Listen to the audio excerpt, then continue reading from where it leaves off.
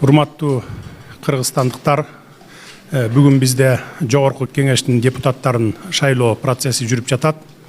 Ошондуктан биздин баардык жарандарыбызды шайлоо процессине активдүү катышып берүүңүздөрдү суранамын. Ар бириңиздердин берген добушуңуздардан Кыргызстандын, анын ичинде өзүңүздөрдүн, балдарыңыздардын келечеги аныкталат.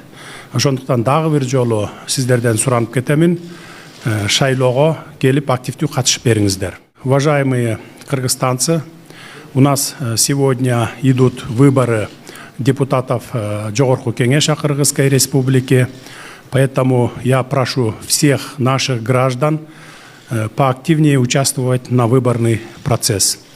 От вашего голосования зависит будущее Кыргызстана и будущее наших детей. Еще раз прошу всех прийти на голосование.